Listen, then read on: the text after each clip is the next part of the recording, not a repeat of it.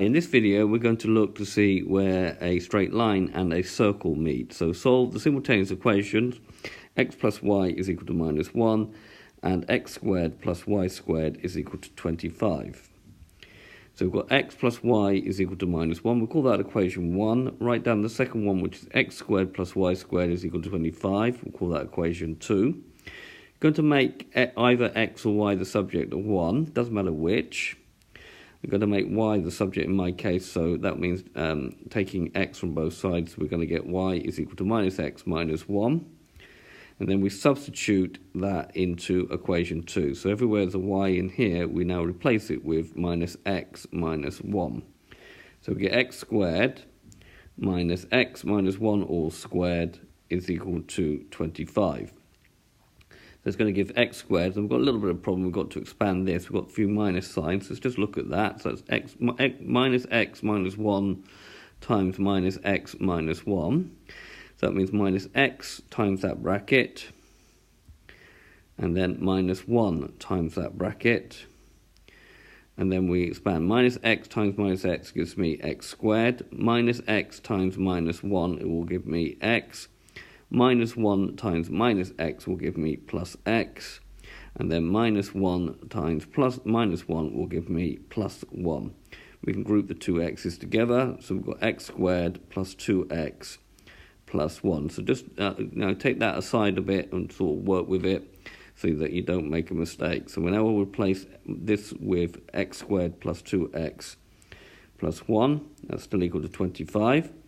X squared plus x squared is 2x. We've got 2x, and then subtracting 25 from both sides, we're going to get minus 24. 1 minus 25 is minus 24, and that's equal to 0. So this is a quadratic, but we notice that 2, 2, and 24 are all divisible by 2, so we'll divide the whole equation through by 2, so we get x squared plus x minus 12, and 0 divided by 2 is 0.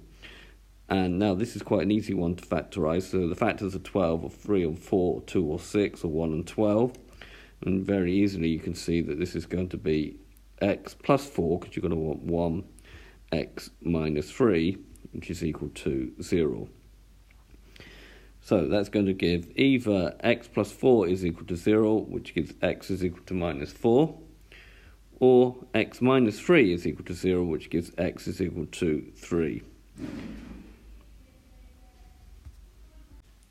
So now we need to find the y-coordinate, so we'll substitute that into equation 1, or you could substitute into this one. So substitute into equation 1 when x is minus 4, we're going to get minus 4 plus y is equal to minus 1.